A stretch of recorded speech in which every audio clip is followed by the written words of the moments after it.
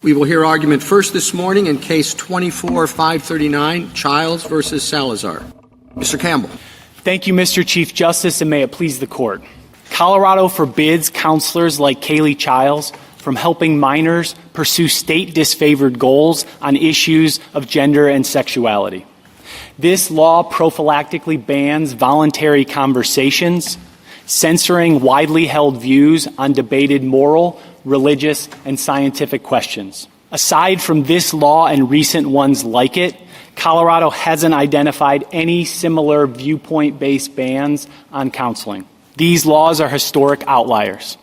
In NIFLA, this court protected professional speech, highlighting the dangers of censoring private conversations between professionals and their clients. And this court rejected by name two lower court decisions upholding laws like Colorado's. But the 10th Circuit gutted NIFLA's speech protection. Colorado insists that its law is subject only to rational basis review. Yet that would allow states to silence all kinds of speech in the counseling room, such as disfavored views on divorce or abortion.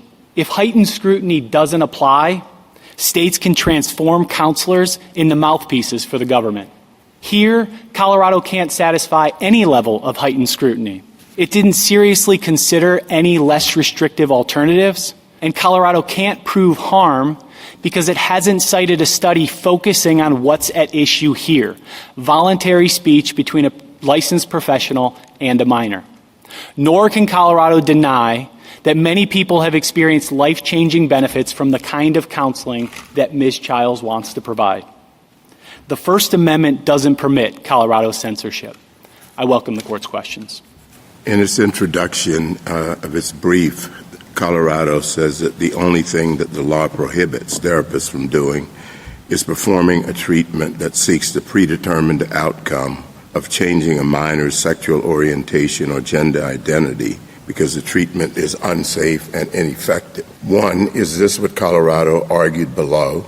And two, is that your reading of the Colorado statute? Colorado took a different position below in its motion to dismiss, specifically footnote 3, and on page 10 of its opposition to the motion for preliminary injunction. It recognized that efforts to change unwanted same-sex behavior or to reduce unwanted same-sex attraction would indeed violate the law, and that's contrary to the position it's taking now. I do think if we look at the plain language of the statute, we will find that what Ms. Chiles alleges in this case falls squarely within it. The statute says that there can be no efforts to change sexual orientation or gender identity, including efforts to change behavior, gender expression, or attraction. On page 207 of the petition appendix, Ms. Chiles alleges in her verified complaint that sometimes she helps clients who want to reduce unwanted same-sex attraction, change unwanted same-sex behavior, and to resolve dysphoria that they're experiencing with their bodies. Counsel, all of that. You are right that fits the definition of the law. But we have been very clear in Susan B. Anthony that there has to be a sufficiently eminent and credible threat of prosecution. We've said merely having a law on the books is not enough. A chilling effect doesn't exist. This is an unusual case because we have basically 6 years of no enforcement of this law, 3 before this lawsuit, 3 since.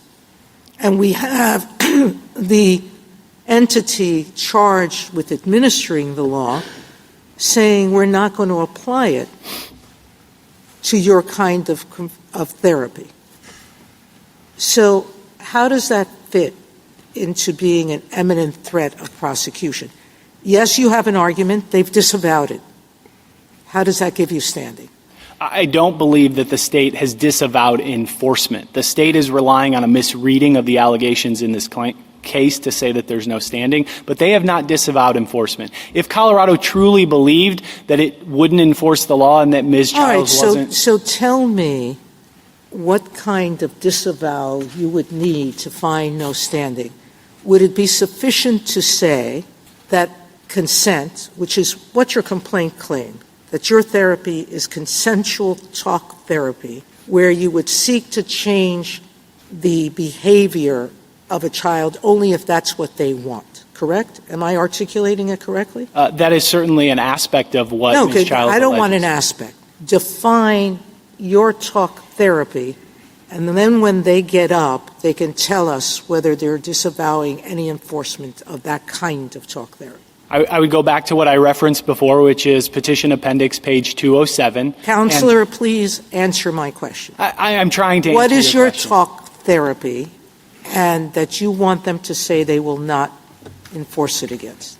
Ms. Chiles helps clients when their goals are to resolve gender dysphoria by getting comfortable with their body and realigning their identity with their sex. She also helps them if they're experiencing unwanted same-sex attraction, if that's their goal to reduce it, and she helps them deal with issues of unwanted same-sex behavior.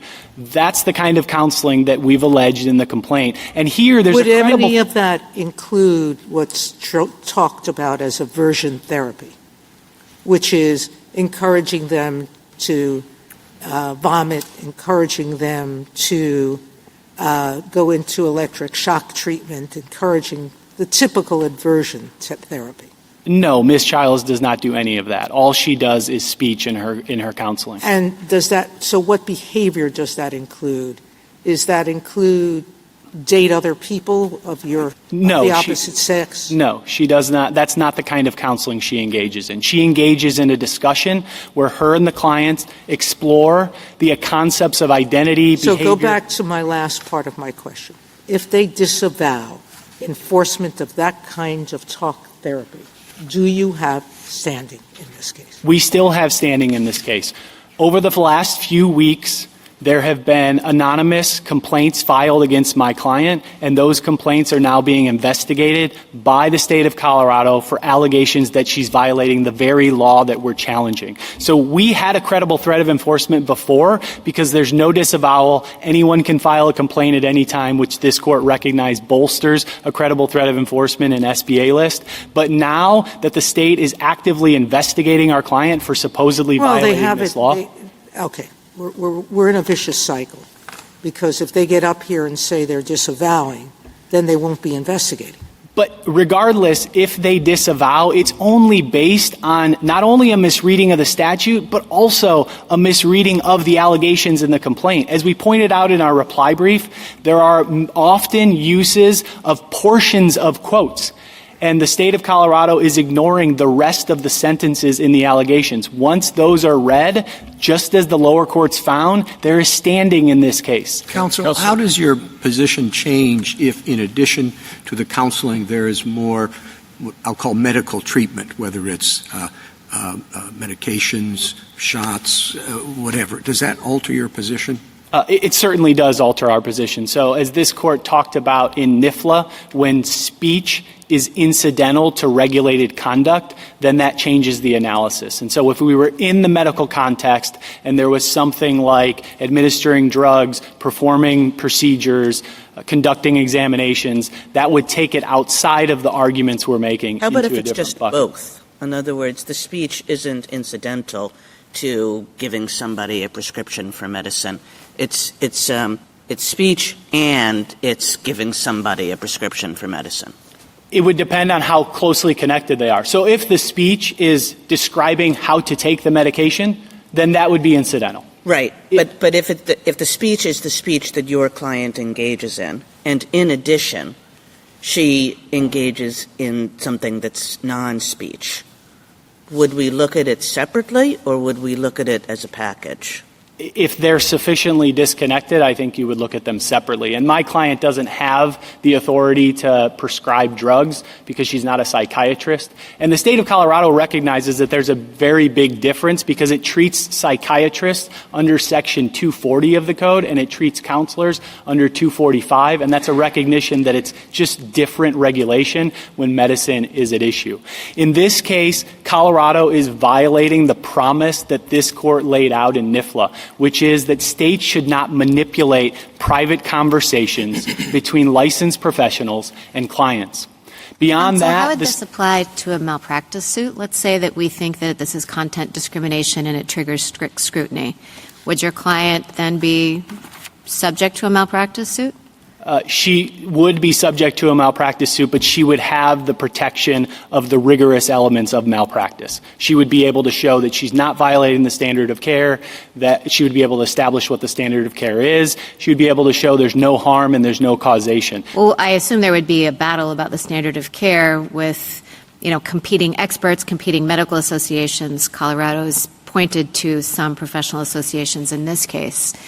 Would the First Amendment have anything to say about that? I mean, would it be strict scrutiny? I mean, it's the elements of a tort. It's a different thing. We didn't get to this question in Snyder. As a general matter, the elements of a malpractice suit are sufficient to protect freedom of speech. Now, I'm not willing to foreclose the fact that there might not be an argument someone might make in a particular malpractice case. But for our purposes, the elements of malpractice are generally sufficient to protect free speech. And in this case, the court doesn't need to resolve whether there might be additional protection, because the way that Colorado is using malpractice is as an analog to what it's doing here. But it's nothing like the law that I we're wasn't challenging. actually asking about the analog argument. I was just asking it independently. So. Can I just ask you to say on page 18 of your reply brief that, in fact, a malpractice suit could go forward, and completely separate from the First Amendment, that what you need to prove a malpractice suit provides sufficient protection. Is that a right reading of what you said? It is a right reading, although we said that those elements are generally sufficient. So I don't want to foreclose that in a particular case there might be an argument, but generally speaking, a malpractice action subject to the rigorous elements would be sufficient to protect free speech. Can I get you to address whether or not the provision of therapy and the kind of therapy that your client practices is a medical treatment?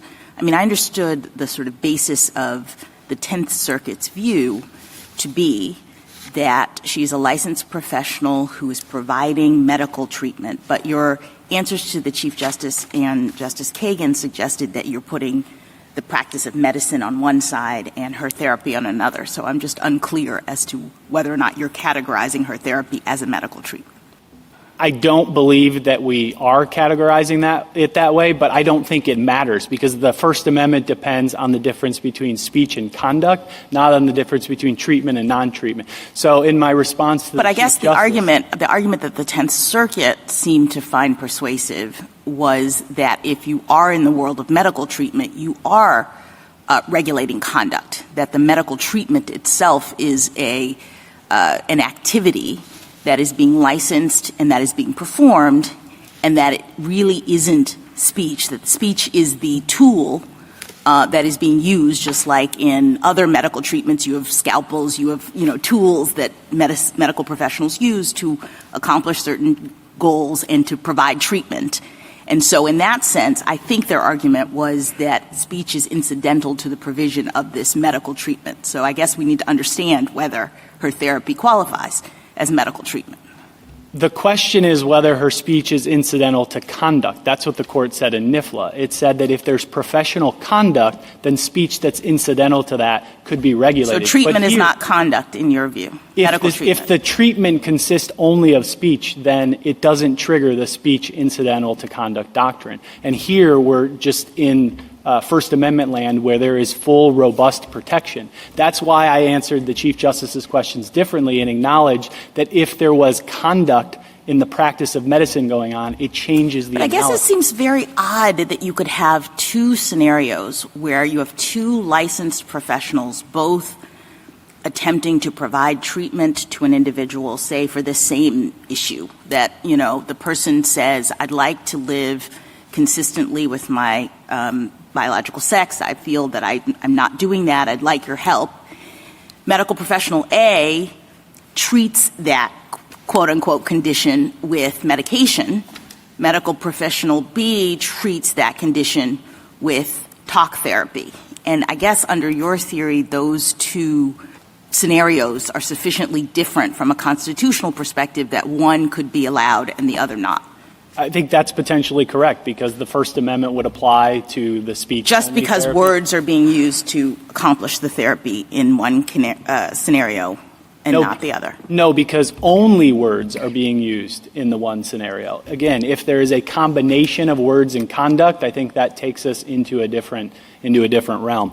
But one of the things that's so problematic about Colorado's law is that it undermines the well-being of kids that are struggling with gender dysphoria. And so Colorado accepts that up to 90% of kids who struggle with that before puberty will work their way through it and realign their identity with their sex. But this law says that if any of those children go to a licensed professional and say, I would like help realigning my identity with my sex, that licensed professional has to decline to help them. On the other hand, does the same analysis apply if the law is not this law? I think Colorado has something like the law I'm going to describe, but I'm not trying to describe Colorado's law. Just take it as my hypothetical.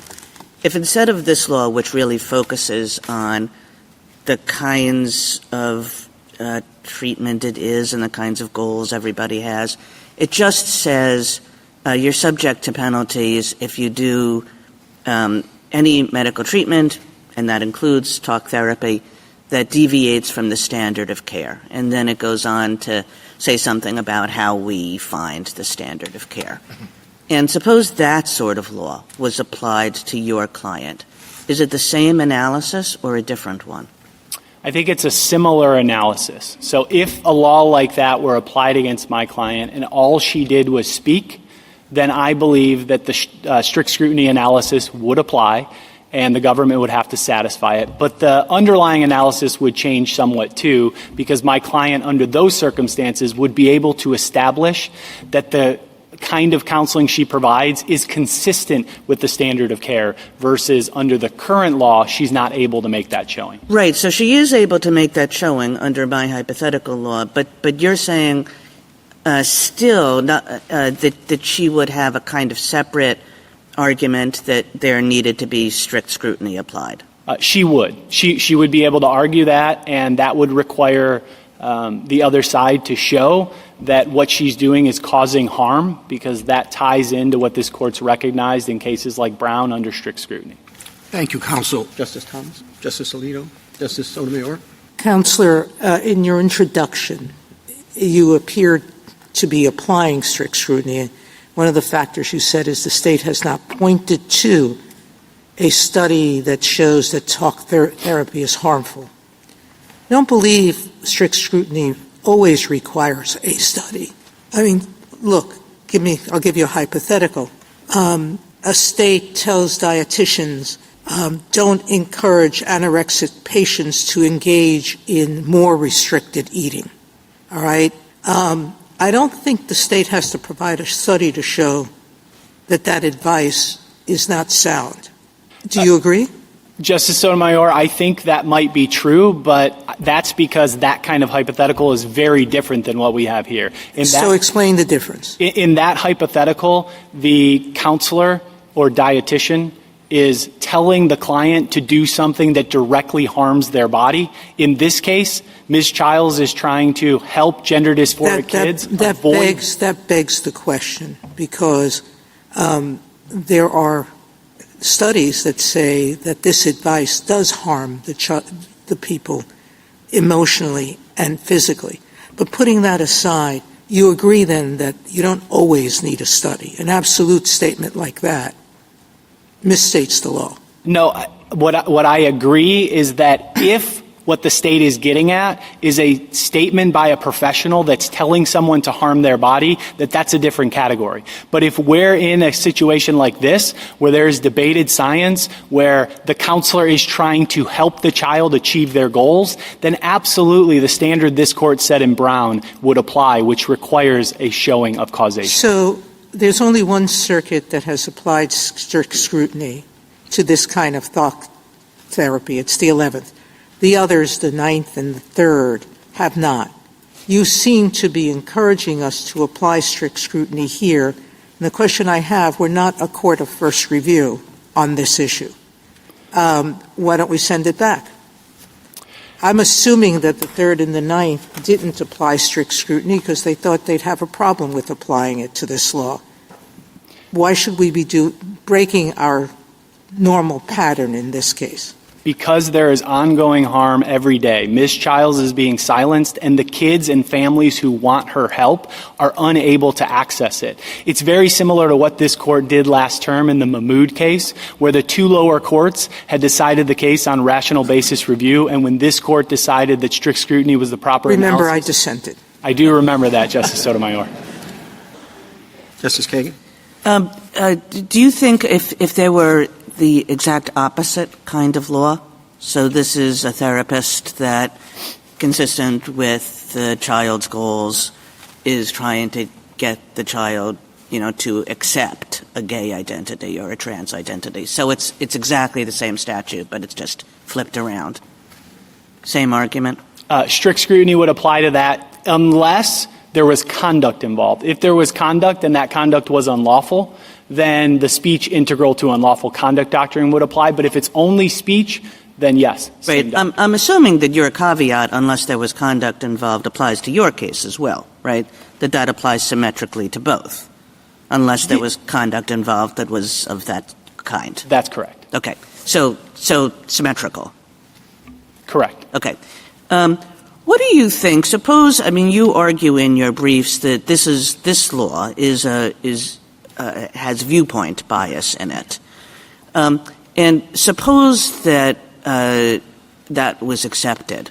Do you think that we should stop there? Is there any reason at that point to go on to say how in this particular context of medical treatment, we would treat a content-based law that is not viewpoint-based? I don't think the court needs to address that if it finds that this is viewpoint-based discrimination. It reminds me of the distinction between this court's decision in Brunetti and then in Vidal. In Brunetti, there was viewpoint discrimination, and then when just content discrimination was at issue, the court treated it differently. Thank you. Justice Gorsuch? Just quickly, back to the late-breaking standing argument, which is in, I think, footnote 18 on page 23 of Colorado's brief, and what your client intends to do. As I read the verified complaint, she would, consistent with the patient's wishes, explore changes to not just attraction, behaviors, and expressions, but also identity. Is that correct? That's correct. Okay, so even under Colorado's new reading of the statute, which is only about identity and orientation and not about those other things, even though the statute includes them, even under Colorado's understanding, your client would still wish to counsel people in a way that contravenes Colorado's present understanding of the statute. That's correct. Thank you. Justice Kavanaugh? Justice Barrett? Justice Jackson? So, as I understand it, the First Amendment protects the communication of messages, expression, etc. Am I right about that? You're communicating, and that's what the First Amendment is about. Correct.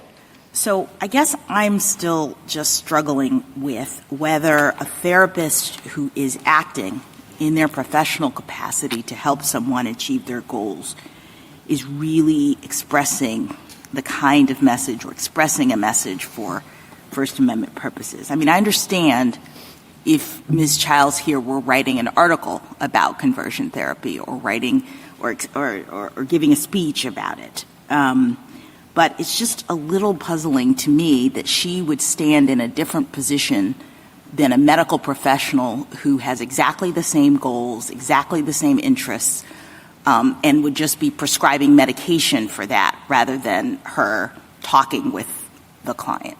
I don't think that they would have exactly the same goals. Why not? Because this involves a conversation. Yes. There is a back and forth. So this court has recognized many times in cases like McCullen that a one-on-one conversation is a form of speech. And that's exactly what's going on with Ms. Chiles and her clients. So when she engages in those conversations, she's encouraging them to achieve their goals. She's discussing concepts of identity and behavior and attractions and how they fit together. This is an ongoing active dialogue where she's helping them to explore their goals, and that absolutely has to be protected by the First Amendment. And you're saying the similar kind of exchange doesn't occur with the provision of other medical services that don't involve talking? It certainly might occur in other instances, but oftentimes there's conduct connected to it. That's what's different about the medical context.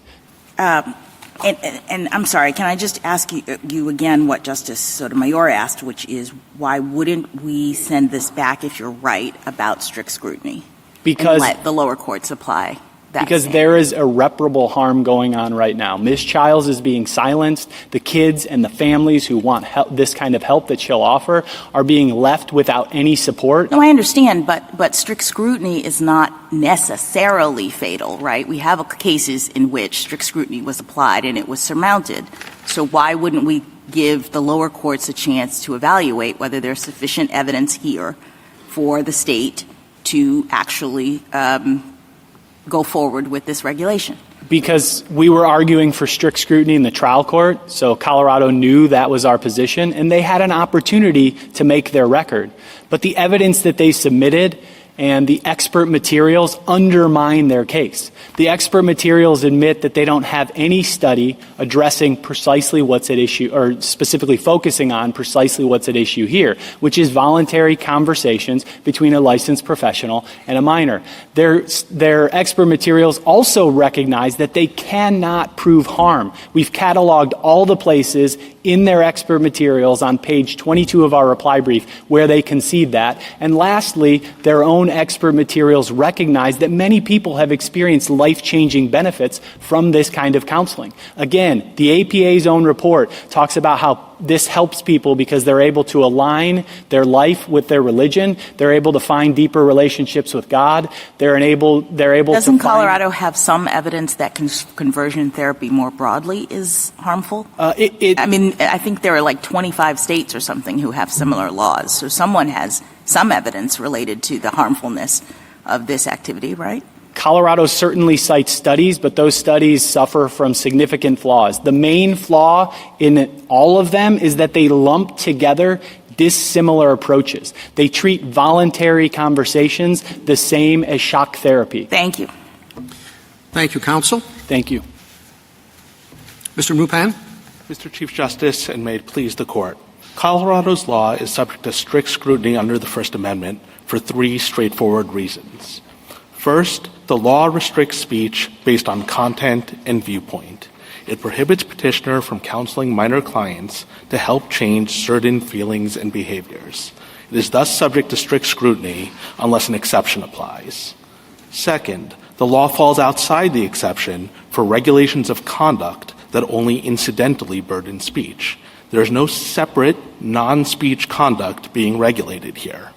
And professional medical treatment is not exempt from the ordinary First Amendment rule that strict scrutiny applies even to laws that generally regulate conduct, where those laws are triggered by the communicative content of speech.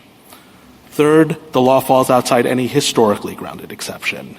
There is no longstanding tradition of states imposing this type of categorical prior restraint on the speech of therapists. I welcome this Court's questions. In the context of strict scrutiny, how strong evidence would Colorado have to show in order to prevail? Well, in this case, Your Honor, Colorado has no evidence, so I think I understand that, but hypothetically, what would they have to show? I think for this sort of sweeping categorical prior restraint, I think they would have to have very strong evidence that there was direct harm to patients, no countervailing benefit, along those lines before we could even talk about whether they can meet the very high standards of strict scrutiny. But again, this case is a much easier case because I think counsel will have to concede that if you look at the preliminary injunction record, both the three pieces of evidence that they put in, the Glass-Gold report, the 2009 APA report, and the 2015 SAMHSA report, and all the materials cited therein, none of them consider the type of speech at issue here. Speech by a licensed therapist involving non-aversive methods to minors. They just don't have any evidence of that. So certainly that's not enough under strict scrutiny. How does your analysis change if there is an aspect of conduct involved? So the same answer, Your Honor. I think that if there is conduct, then the question would be, is the restriction of speech incidental to the conduct or the regulation of the conduct or not? And this Court hasn't drawn a particularly clear line about when speech is close enough to conduct to be viewed as incidental. But here, again, this is an easy case because there is no conduct. All that is happening here is speech. Now, there have been a lot of questions about, well, what if it's medical treatment? Or what if you had a general rule about standard of care? And this Court's cases, in cases like Holder and Cohen, make clear that that is still speech. In Cohen, for example, breach of peace was a violation of the law. You could breach the peace in the courthouse in California in a lot of different ways. Right, but neither Cohen nor Holder involved medical treatment, right? No, so that's true, but that's just a label, and this Court has also said that labels don't matter in cases like Bunnin. There's nothing conceptually different. Take Holder, for example. In Holder, there was a statute that said, don't materially support terrorists. You can materially support terrorists in lots of different ways. You could give them money, you could give them guns, or, as in Holder, you could give them advice about how to commit their acts. I understand, but when you look at the Tenth Circuit's opinion, they talk about how there is a long historical tradition of regulation of medical treatment as a particular thing, the provision of these kinds of therapies. Right, and the problem is the level of generality. There was also a long historical tradition in this country of regulating contempt of court and breach of peace. But what there is not a long history and tradition in this country of doing is regulating contempt of court and breach of peace when it's purely based on speech. And if you look at the history that the other side cites here, what is totally absent is the regulation of medical treatment that consists solely of speech. Does the federal government agree with Justice Kagan's flip side scenario? So it doesn't matter to you that we're talking about Mrs. Chiles' form of therapy versus gender-affirming care form of therapy? We do, and in fact, we think that's a strong reason in support of our position. Colorado's position, I think, inevitably leads to the conclusion that all the states in Scrimeti could have not only banned things like cross-sex hormones and prescription blockers, puberty blockers, but also therapy, talk therapy along the same lines.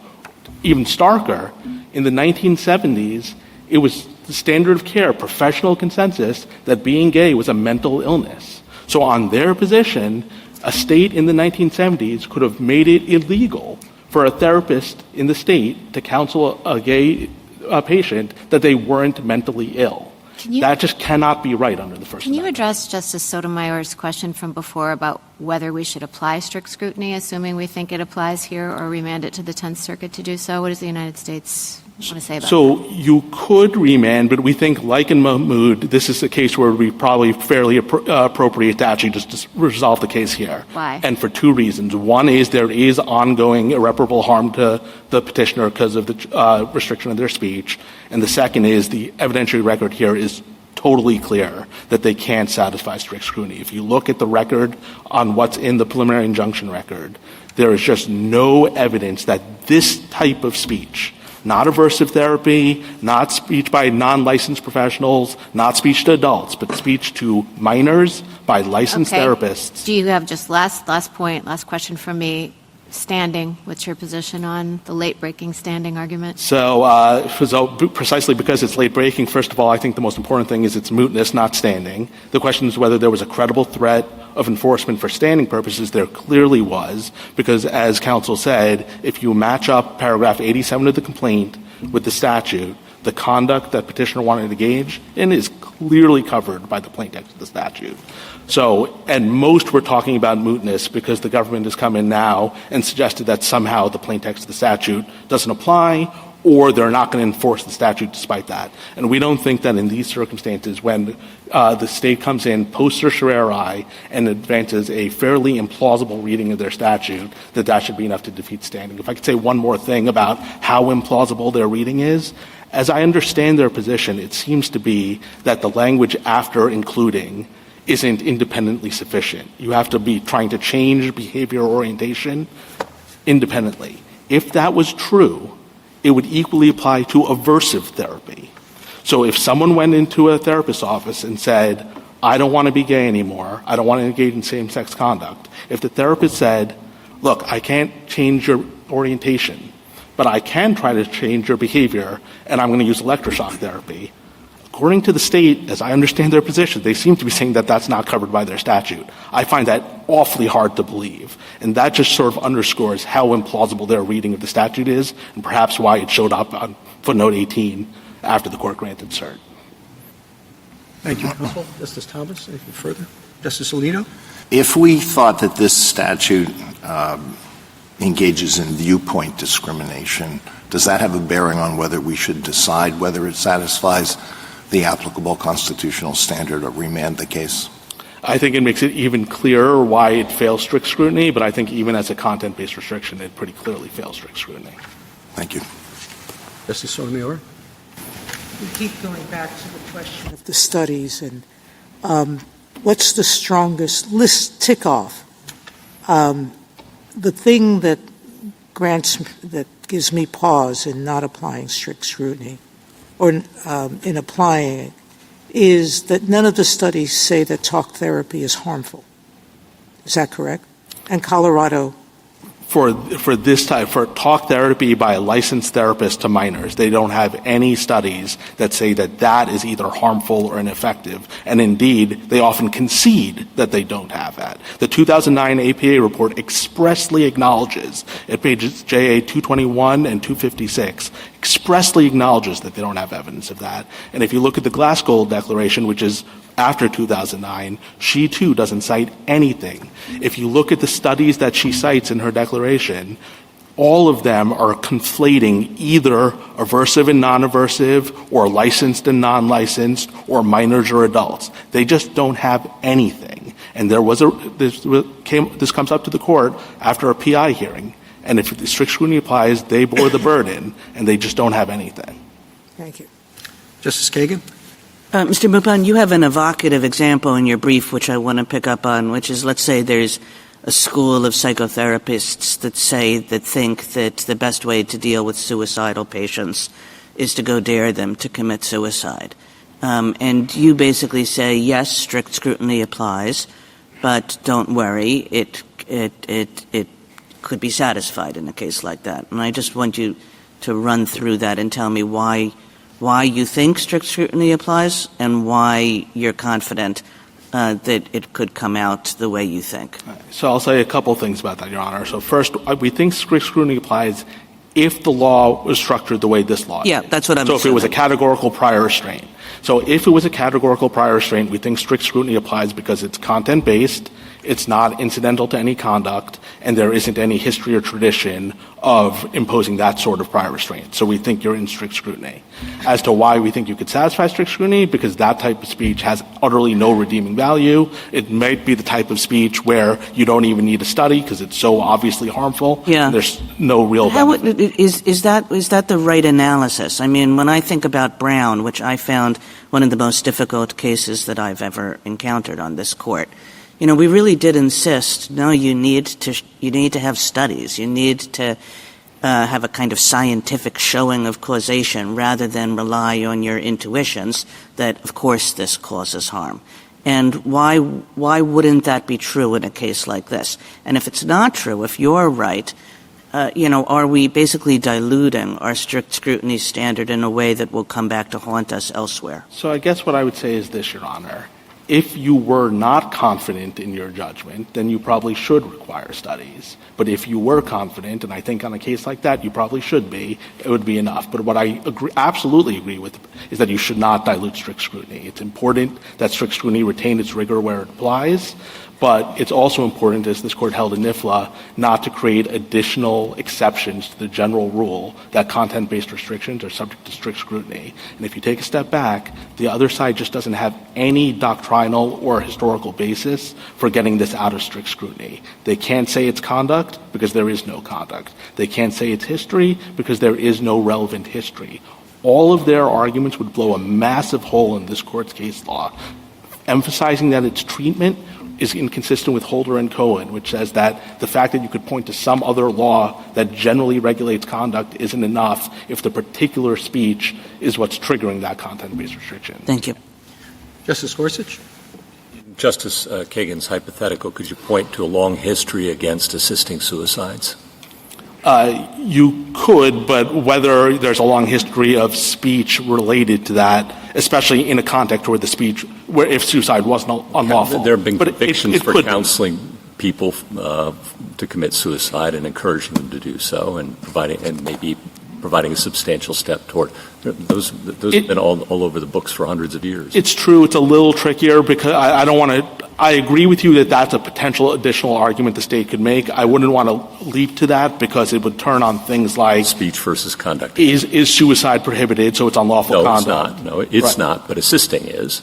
Most states. Right, but so then it's a little bit harder to say it's speech incidental to regulated conduct. And even if suicide is illegal, the degree of connection, it's, the incitement question under cases like Brandon. Yeah, it essentially becomes an incitement. Exactly. And that is illegal. Yeah. And I did want to make one other point to Justice Kagan, which is, I think another way of thinking about this, her question was about ex ante categorical prior restraint, but often this sort of speech, I think, always after the quite fact. Easy as an after-the-fact malpractice. Yeah. But I would like to say a couple of things about malpractice, because I think malpractice presents very different types of questions than this sort of law. Because it's not prior restraint. Yes, for three reasons. So the first reason is often malpractice is incidental to conduct. It's speech that's restricted, tied to some conduct. The second is, as Your Honor just noted, this is a prior restraint, and this Court has recognized in a lot of cases like Florida Star and NTU and Madigan that for First Amendment purposes, it's very important the difference between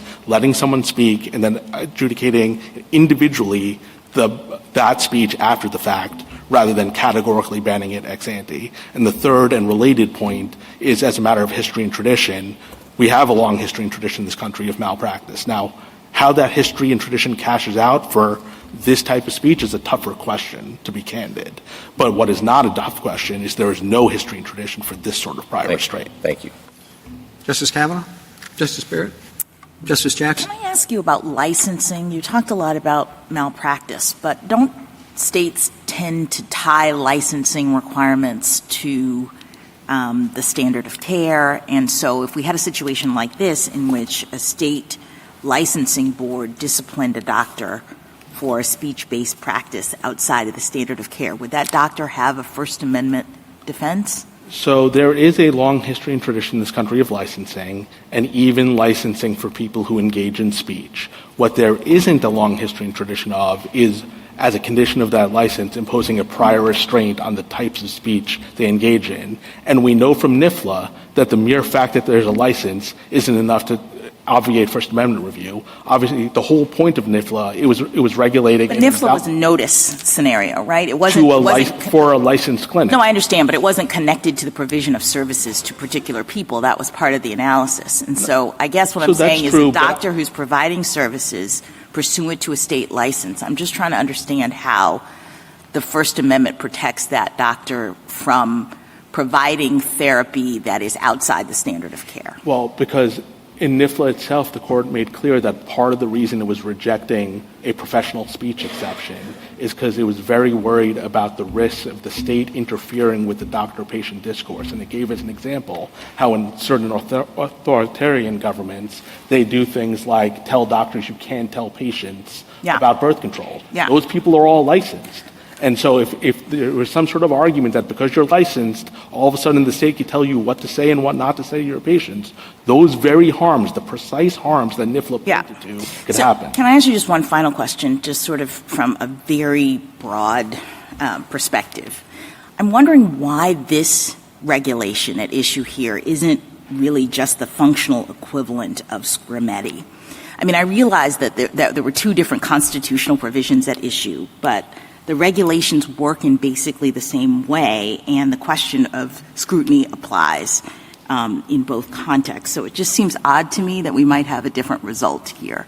Well, scrimetti was a law that regulated on the basis of age and medical treatment. No, but here's what I mean, right? In scrimetti, we had a state that wanted to prohibit certain medical treatment, gender-affirming care, being given to minors in the form of medication. And we said that was okay, and I understand there are particulars with respect to how the arguments, the constitutional arguments worked, but the state can prohibit that.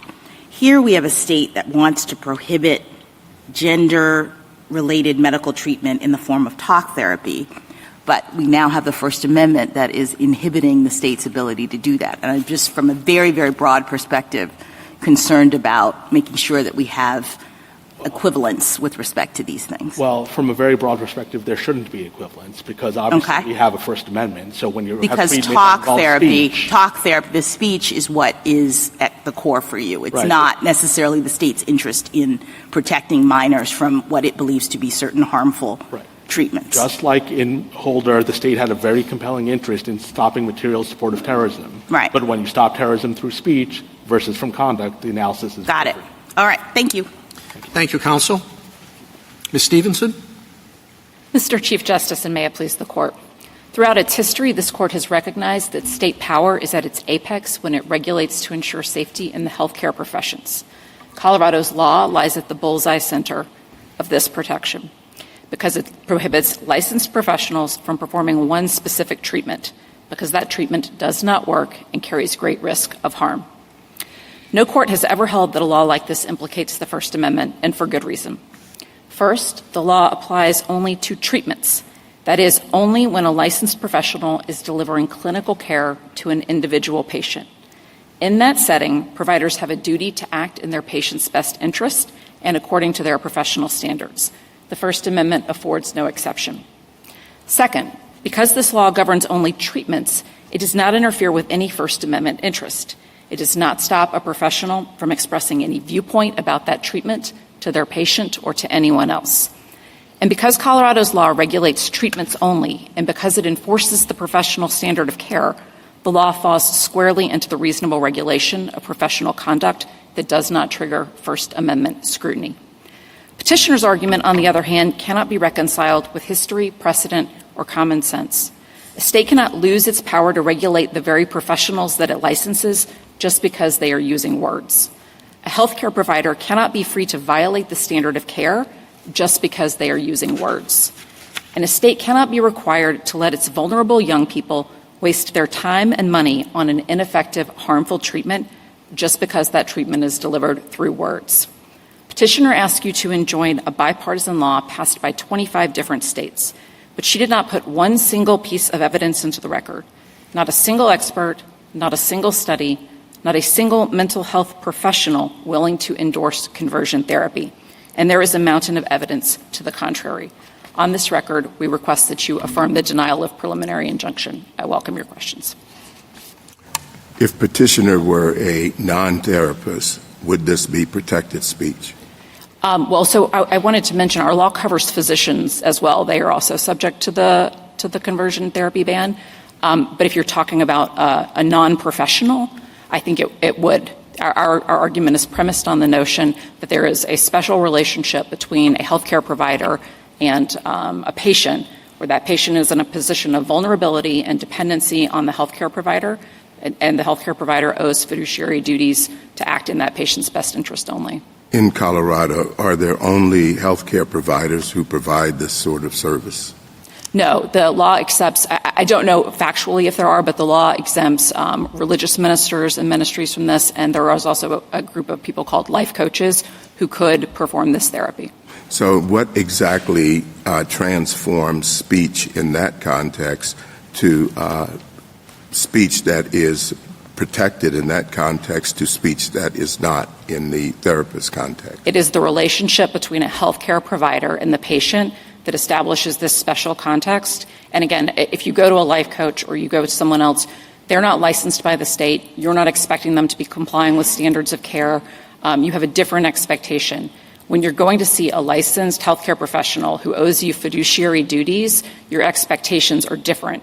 You're expecting information that is complying with the standard of care and not expecting the practitioner to just be exercising their right to say whatever they want to say. And that's just materially different, and it's always been treated so. So what if someone who happened to be devoutly religious and actually relied more on the minister than the therapist? It seemed that person would be equally dangerous. Well, I think that would be a personal choice that they were making to rely on their religious minister. It wouldn't be a representation from the state that this is a licensed professional who we are holding to a certain standard of care.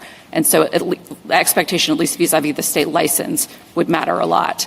And in addition, the religious minister, just as a legal matter, doesn't owe fiduciary duties in the same way that a healthcare practitioner does. Counsel, you said, just because they're using words. But our cases separate those out. Holder, NIFLA, in other words, just because they're engaged in conduct doesn't mean that their words aren't protected. So, Chief Justice, our case is absolutely premised on the notion that communications that are happening in the very specific context of treatment, which I will call a licensed professional delivering clinical care to an individual patient, where they are subject to fiduciary duties and subject to malpractice, that is a fundamentally different regulation than a regulation of people out in the world going about their business, like at issue in Holder, where you have generally applicable statutes that apply to everyone. This is just a fundamentally different relationship. It has always been treated like that.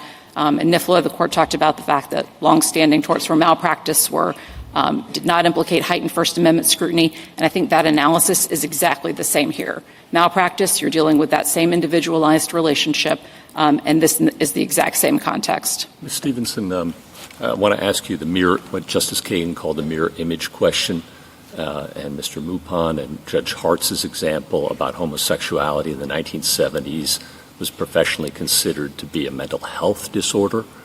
What if a state back then might have passed a law prohibiting talk therapy that affirmed homosexuality? Would that be subject to rational basis review on your theory? So, Your Honor, what our theory depends on is that there is a treatment being provided that's being regulated, and that the regulation is consistent with the standard of care. Let's check both of those boxes in our hypothetical. Then yes, and I want to return to Justice Jackson's point because so yes, they could regulate. The state could forbid a regulated licensed professional from affirming homosexuality if that were consistent with the then prevailing standard of care. That's right. And so likewise, if the prevailing standard of care were to change or to solidify that this sort of talk therapy is beneficial to minors or at least not harmful to minors, then a state could pass a mirror image statute to Colorado's that prohibits any attempt to affirm changes of gender identity or sexual orientation, and that would be subject to mere rational basis review on your theory. That's right, Your Honor. And just to illustrate, it's not the fact that there are words involved doesn't make a difference. So states, like we recognized in Scrimeti, have the power to regulate even in the face of medical uncertainty. The laws or the standard of care could change there, and the legislature can act to change that.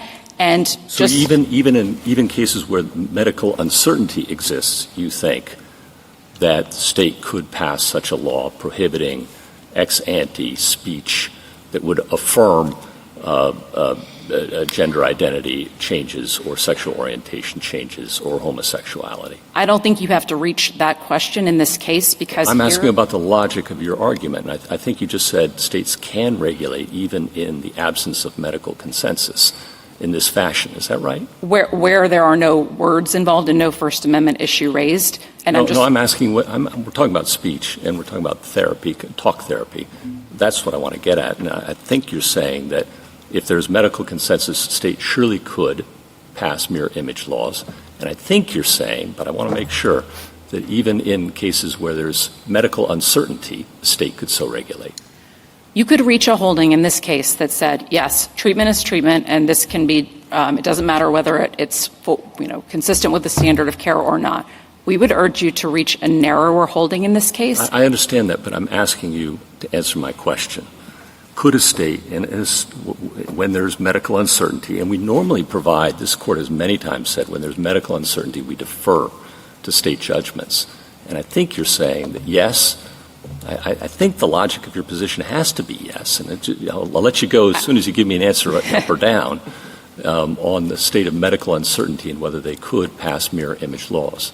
I think it's less clear that fits into the historical tradition identified in NIFLA that calls specifically out malpractice, which is an enforcement of the standard of care. And while that question could come up in another day here, where we meet the standard of care, we don't think Counsel, we need to reach it. It's pretty important, though, to think about how this would apply to cases down the road. So let me describe medical uncertainty as competing medical views. And let's say that you have some medical experts that think gender-affirming care is dangerous to children, and some that say that this kind of conversion talk therapy is dangerous.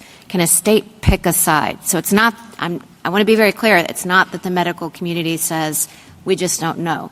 It's that there are competing strands. And some states, like say Tennessee, which was the state at issue in Scrimeti, pick one side, Colorado picks another side. Your position is that rational basis applies? Our position in this case is that the standard of care is important. It's important because that's been the historical But like Justice tradition. Gorsuch said, just answer that question. No, our view is that would not be the right rule here. One, because that's not consistent with the history and tradition identified in NIFLA. And two, because the reason why that history is important and the reason why the standard of care is important is because it's a confirmation that the state is not actually trying to shut down. Okay, I'm not understanding the why viewpoints. the standard of care.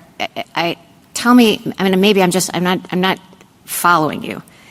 Are you saying that the standard of care? Why do you think the standard of care question isn't relevant there?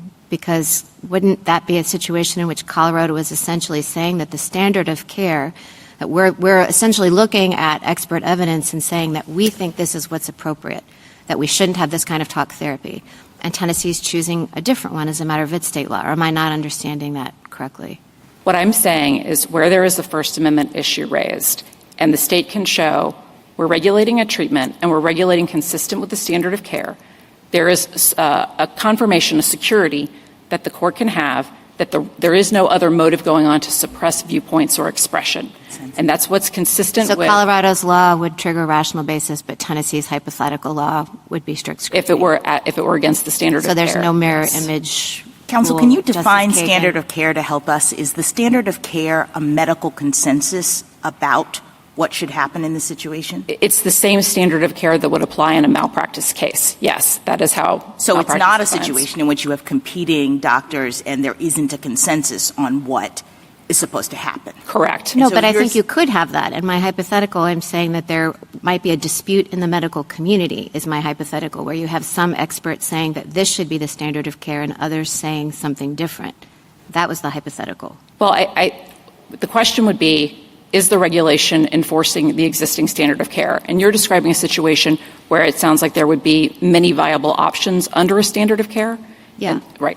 And so in that instance, I think that would raise more significant questions if there were actual multiple procedures, treatments available that all met the standard of care. And again, this is just a question that would be resolved exactly the same as it would be in a malpractice case where you could have competing experts as well, and we'll decide, is this thing inside or outside the standard of care? If petitioner could put on an expert to show conversion therapy is inside the standard of care, then I think we wouldn't be here. That would be a different standard to apply to our law. I have a question about how you're distinguishing Holder.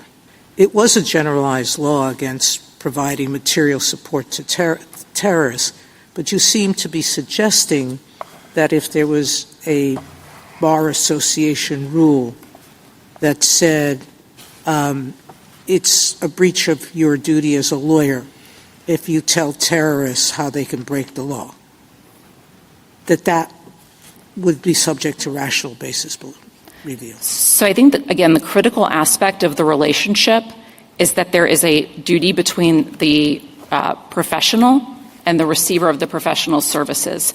And it sounds like in the law that you're describing, Justice Sotomayor, there would be the law is passed for some other interest than to protect the client in that case. And I think that's materially different. When we're talking about a special relationship where the client is depending on the expertise and training of the lawyer. But I'm just not sure why that makes a difference.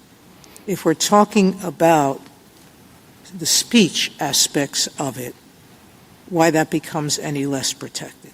It's because that's how we've always treated speech between, especially in the healthcare context, between providers and patients. This has been an area that has been heavily regulated from the beginning of our country, and no one has ever suggested that a doctor has a First Amendment defense to say the wrong advice to their patient. And just to give an example on this speech conduct distinction, if I went to my doctor and had high cholesterol, she could tell me a number of things. She could say, come back next year. She could say, eat less red meat. She could say, I'm going to prescribe you a statin. Or she could say, you need an arterial stent. And whichever way she violated the standard of care and making a wrong judgment there could be equally harmful to me. And so I don't see how you can parse out whether there is conduct involved in terms of when you're talking about professional services delivered in a fiduciary relationship where the client or the patient is expecting accurate information and information delivered to benefit their health.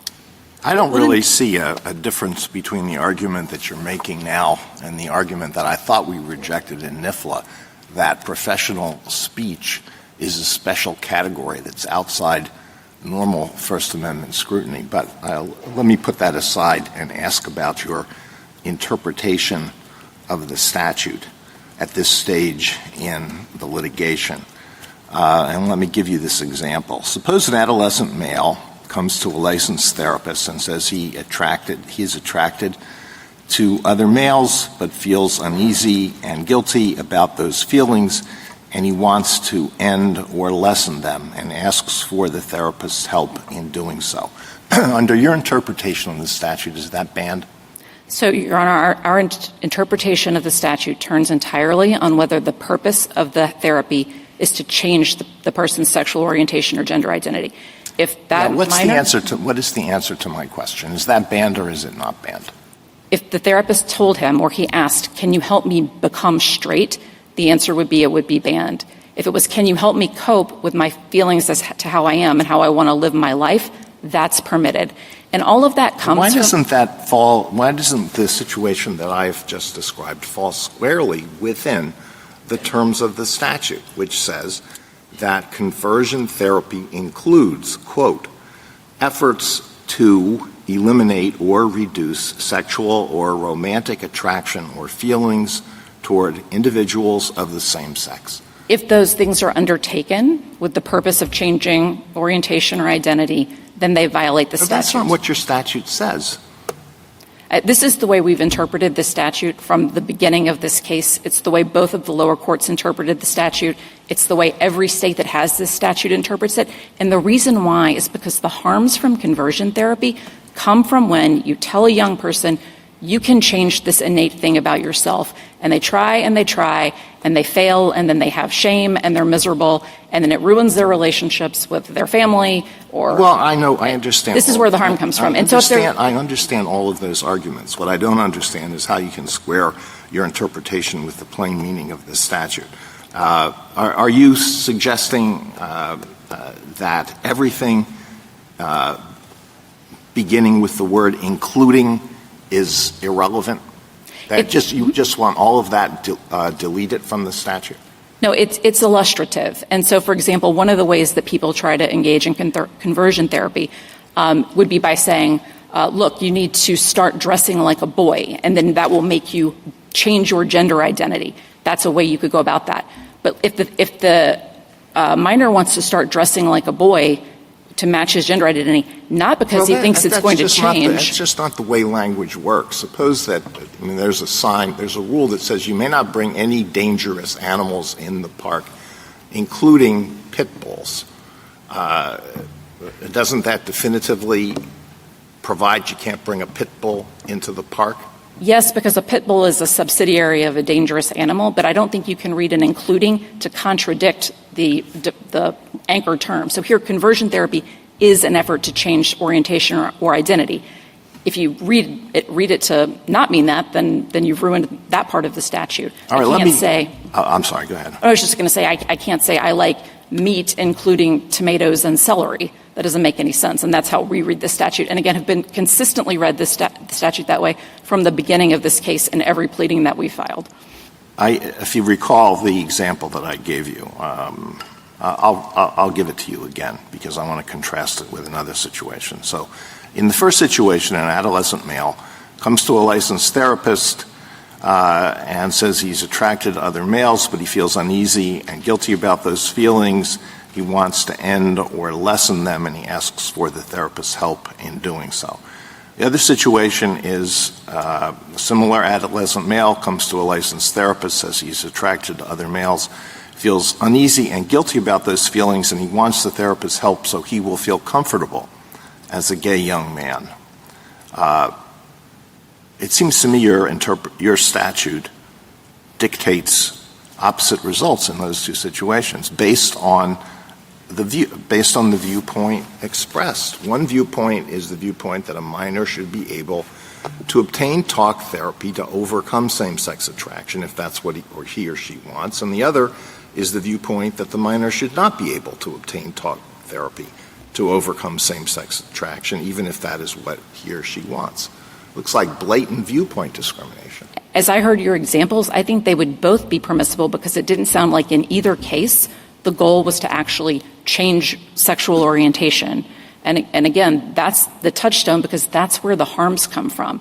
And if there is no goal being reached... I guess I had the same kind of question that Justice Alito had. I mean, if we assume, for example, and this is a big assumption on your part, but just assume that we're in normal free speech land rather than in this kind of doctor land. And if a doctor says, I know you identify as gay, and I'm going to help you accept that, and another doctor says, I know you identify as gay, and I'm going to help you to change that, and one of those is permissible and the other is not, that seems like viewpoint discrimination in the way we would normally understand viewpoint discrimination. I don't disagree with that, Justice Kagan, and that's why medical treatment has to be treated differently. Because anytime you exclude one harmful practice, you are by definition saying these things are allowed because they are not harmful, and these things are excluded because they are harmful. That's the driving force behind regulating the particular practice. Let me ask you about the standing argument. There's a statute on books, and if it prohibits what the petitioner wants to do, why doesn't she have standing? Why is it an answer? Well, we haven't prosecuted her or anybody else under this statute. I think it would if she said that she wanted to do something that violated the statute. And I think there's just been an ambiguity that has persisted in this case. What I can say is if she does not want to engage in a therapy for the purpose of changing a minor's sexual orientation or gender identity, then she is not violating the statute. Well, both the district court, which ruled for you, found standing, and the 10th Circuit, which ruled for you, found standing. And you didn't cross-appeal on those, and not that you had to, it's standing. You didn't even put a Roman numeral in your brief on it, or even a subsection. It's footnote 18 on page 23. That doesn't exactly suggest that you have great confidence in that argument, does it? Well, we recognize we lost it twice. And again, it is the petitioner's burden, and it has been a persistent issue in the case, I think, in defining exactly what it is she wants to do. And to come back to this conduct But point. if she does, consistent with a patient's, I'm reading the verified complaint, if I understand that to mean, paragraphs 86, 87, that she wishes to help clients who voluntarily come and with the desire to change their behaviors, expressions, attractions, and identity, then that would give her standing, wouldn't it? Identity, yes. Only identity. The others not. The others not because of your peculiar reading of the statute, but identity would. That would give her standing. The change in sexual orientation or identity is the key to... And that would give her standing. That would. Okay. Because you're not disavowing that. No. Okay. So that settles the standing question. Thank you, Counsel. Justice Thomas, anything further? You rely on the history of regulating the medical profession quite a bit. What's the history of regulating therapists? When did that begin? Right. So I would say mental health and healthcare delivered through words both were in full force at the founding of this country. At the time, that was done by people you might call physicians, and all of their practice was pretty much carried out through words and giving advice. As time went on and specialties developed further, and the mental health profession sort of came into existence, those same standards applied and governed psychologists and therapists. And then I would say the licensing of counselors as other professionals in the mental health field was sort of the second half of the 1900s. With respect to this type of regulation that is a prior restraint on speech, what was the first example of that? So, Justice Thomas, I want to push back on the notion that this is a prior restraint on speech. There's no enforcement of this law unless somebody files a complaint with petitioner's licensing board and she has an adjudicatory hearing and opportunity for judicial review and all those things. So it's like many other statutes in that way. It simply calls out a specific practice that violates the standard of care. And those types of statutes have been around for a very long time. They were in the late 1800s. Those types of statutes governed medical professionals and then have been added over time as the mental health profession has developed and govern mental health professionals in every state. Justice Alito? Your argument depends very heavily on the standard of care, which I take it is defined by a medical consensus. Is that correct? That's correct. Have there been occasions, the medical consensus is usually very reasonable and it's very important, but have there been times when the medical consensus has been politicized, has been taken over by ideology? We have no facts about that in this case, but I wouldn't disagree that that's possible. And I think it's a really... Isn't it a fact that it's happened in the past? I think 3 generations of idiots are enough? I think that's certainly a concern. And if there were evidence of that in the record as to whether or not there were a standard of care that wasn't really based on patient safety, that would be highly relevant evidence. Well, isn't that a reason to apply First Amendment scrutiny when what is being regulated is pure speech and not just saying medical standard of care or medical consensus? That's the end of the day. Rational basis review, anything goes.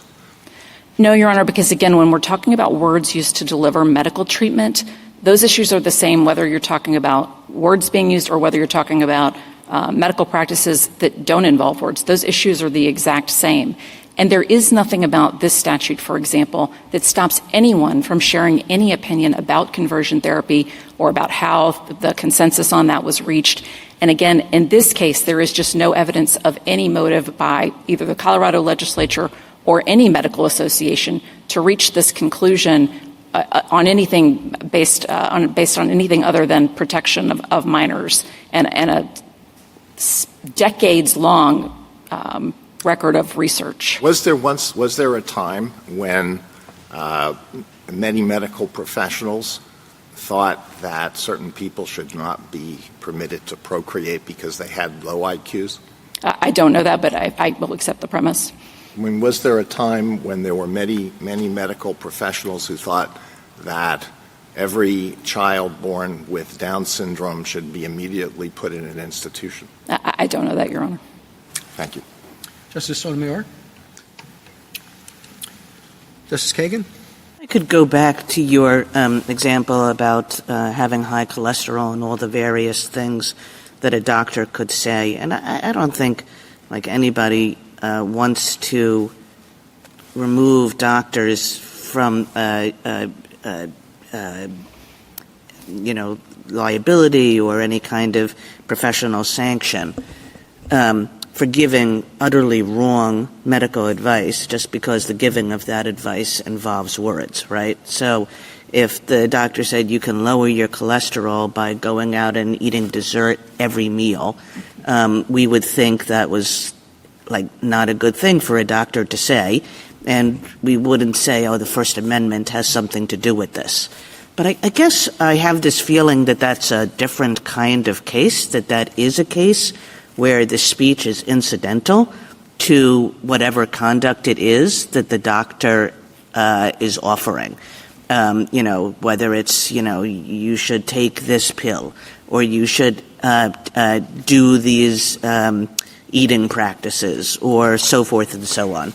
And are you saying that there's no distinction between what we're dealing with here and the range of things that a doctor can tell you in her office about what kind of care is appropriate for any particular condition? I don't think there's any distinction because just like in the medical field, counseling is an evidence-based practice that petitioner trained for thousands of hours to be qualified to do. And her advice and counseling therapies through her words, can be extremely harmful. And so there is no difference between that and the medical context. And I wanted to come back to the first part of your question about calling out a specific practice that violates the standard of care. This is a thing that legislatures do not irregularly when you have a practice that, although it's ineffective or although it's harmful, it persists anyway. So, for example, in Colorado, there's a specific provision that says it's unprofessional conduct for medical doctors to prescribe anabolic steroids for sports performance. Now, normally something like that might die out, but you can understand why there are cultural pressures that make this continue to be interesting to people, even when they know there's harm. And this has been the problem with conversion therapy. Although every theory that it's relied on has been debunked and debunked and debunked, people continue to seek it and to want it and to believe that they can make this change. And I think that's understandable. It's a challenge to find out that you're a gay or transgender person. And then finally, to the issue of regulating a specific practice, we cited you a couple of cases about this false memory recovery. So there was a practice going on with psychotherapists in the 1990s where they were using a therapy that was causing children to come up with false memories of sexual abuse. And there were several malpractice cases about it. That therapy died out on its own. But if it hadn't, and therapists had continued to do it, and again, it was done only with words, surely a state could step in and say, that's unprofessional conduct. And that's exactly what Colorado and 25 other states have done here. Thank you. Justice Gorsuch? Justice Kavanaugh? Justice Barrett? What is your best evidence on this record, thinking about the application of strict scrutiny, that this kind of talk therapy by a licensed professional, licensed therapist to minors causes harm? Sure. I would direct you, Your Honor, to JA 64 through 74.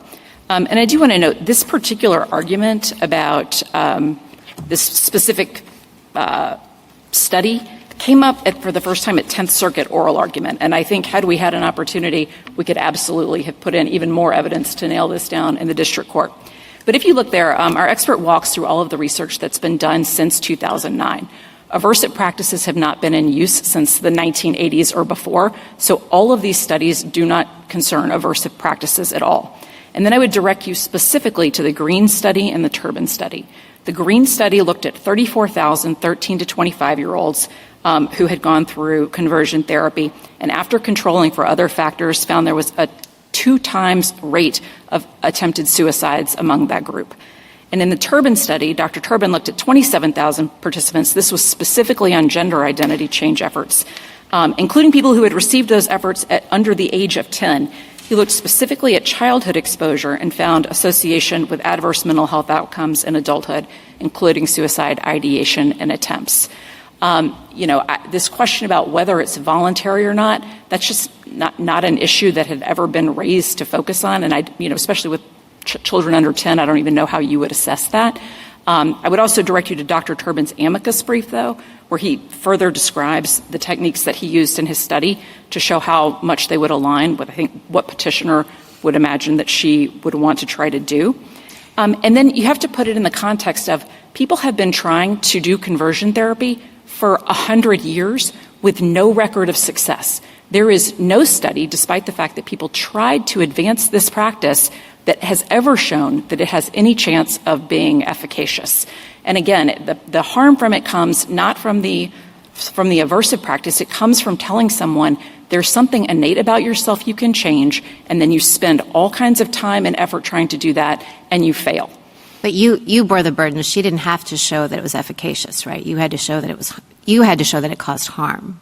Right, but in light of 100 years of studies that all point in the same direction with no efficaciousness and evidence of significant risk of harm, we think we amply carried that burden. Tell me more. You said that in the 10th Circuit you wished, because if you had been back before the district court, you could have introduced more evidence. Did you not? It was a PI hearing. Why didn't you have the opportunity to introduce all the evidence you wanted to? There was no hearing. We filed a response in response to petitioner's brief where she had no evidence.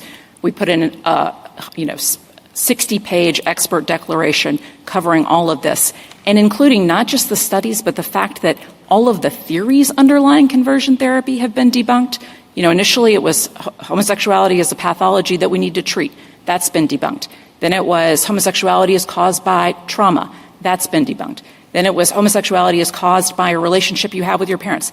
That's been debunked. So There's not even a just on the working very theory specific now. evidentiary question, are you representing then that if this went back, you want the opportunity to have a hearing to put in different evidence that it causes harm? I think if there's some argument that we need to show that these studies were done on people who engaged in voluntary therapy, I think you could potentially go to the study authors and get that. But that particular critique was never raised. And again, I just think if what petitioner is saying is you have to have a randomized controlled trial on children in order to establish with respect to the particular thing that she wants to do, that would be, I think, a study that would not even medicine would require a study like that to come up with a standard of care. Justice Jackson? Can I just quickly get you to address Justice Alito's question about how you distinguish NIFLA?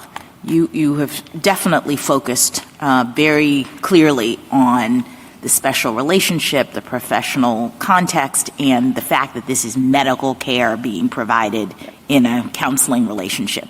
But as Justice Alito points out, we have addressed professional speech and the extent to which it should be treated differently, and it has said no. So how do you distinguish that case? So professional speech, as it was addressed in NIFLA, is a much broader category than what we're talking about here. It would include things professionals are saying in any professional capacity. We are focused on the very narrow context where a healthcare provider is delivering healthcare to a patient. They are under fiduciary duties to act in that patient's best interest, and they are subject to malpractice liability. And that is just a different category. So you're saying that this is a very narrow carve-out, no matter what we sort of said otherwise with respect to professional, that you'd be advocating for a very narrow rule here. Yes, it would be very narrow. And I think it's consistent with the precise doctrines that NIFLA called out as not triggering heightened First Amendment scrutiny, like malpractice, like informed consent, because those are things that are taking place in the exact same relationship that we're talking about here. Thank you. Thank you, counsel. Rebuttal, Mr. Campbell. Thank you, Mr. Chief Justice. On standing, Justice Gorsuch, in response to your question, I heard the state say that they are not disavowing enforcement, particularly if the effort involves discussions that seek change on identity. On pages 216 to 217, Ms. Chiles talks about how she wants to have full conversations exploring issues of identity and gender, and that includes considering change. On the issue of studies, there was a reference to the Green and Turban studies. All of those studies relied on bias sampling, self-reporting. They conflated aversive techniques with voluntary counseling. They did not isolate licensed counselors, and they did not purport, even in their own study, to prove causation. Beyond that, Justice Thomas, in response to one of your questions, the state conceded that it would be speech if it was a life coach, but it's for some reason not protected speech if it is a professional. That is an attempt to revive the professional speech doctrine that this court rejected in NIFLA. This law's viewpoint discrimination is even worse than we've heard so far this morning, because the state of Colorado would allow a 12-year-old without their parents' consent to enter into counseling that would go the opposite way on these issues of gender identity and sexual orientation. But if that same 12-year-old with their parents' consent want to seek counseling in the opposite direction, the kind that my client would provide, they are not able to do that. That kind of viewpoint discrimination must survive strict scrutiny. This law harms gender dysphoric kids because the statistics that we've cited in our verified complaint, as well as in the brief that we cited with this court, indicate that 90% of young people who are struggling with gender dysphoria before puberty work their way through it and realign their identity with their sex. But if one of those children go to a counselor and they specifically say, that is the help I want, realigning my identity with their sex, they cannot receive that help from someone like my client.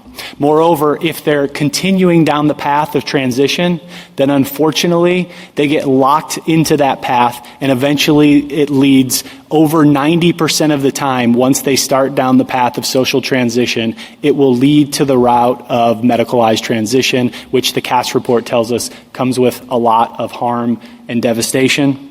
And lastly, there should be no remand in this case for all of the reasons that I just explained. In addition to that, I heard Ms. Stevenson say that they were aware below that we were arguing for strict scrutiny and that they had an opportunity to put studies in. So all remand would do in this case is continue to prolong the ongoing harm that's happening not only to my client, but more importantly, the kids who are struggling with gender dysphoria. Thank you, counsel. The case is submitted.